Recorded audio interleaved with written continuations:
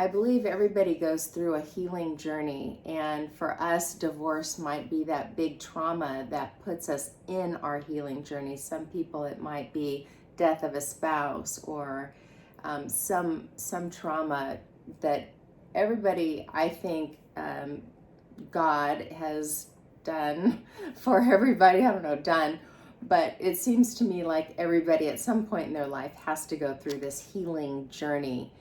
And Jesus describes a lot about how to get through this healing journey. And that's where I base my teachings from. Even though I'm not always quoting Jesus, it's really what I learned from him, how to get through this healing journey. Here's some of the things we feel like alone, and it's pain, whatever it is. Loss is pain.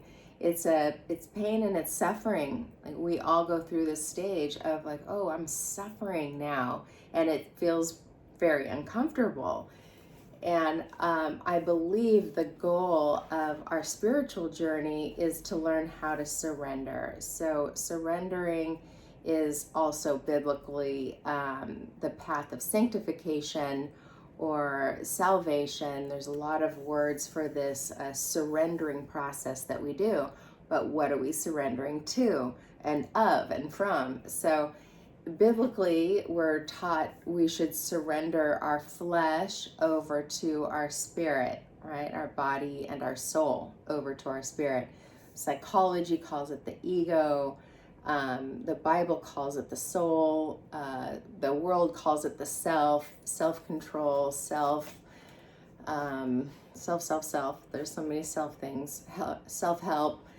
We're surrendering all of this, our darkness that's located in this part of our human being, and we're finding a different part of ourselves, and that's our spirit.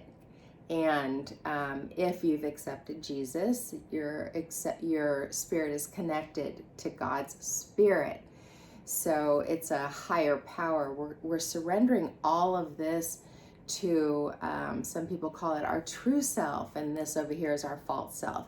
We're learning how to do this process, and it is a process, and it is a practice. So it's what I call it's a spiritual practice.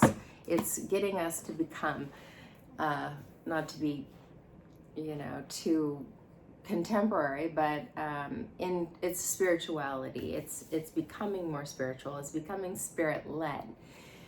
So anyway, I have, through my meditation practice, spiritual meditation, biblical meditation, it's right out of the Bible, but it's just what I have learned how to do as a practice of surrendering. And I hope to teach that in its own Zoom meetings, the actual practice of sitting and meditating and learning these parts of us, and learning how to surrender and find spirit and find God's indwelling place where we can always go to find his power.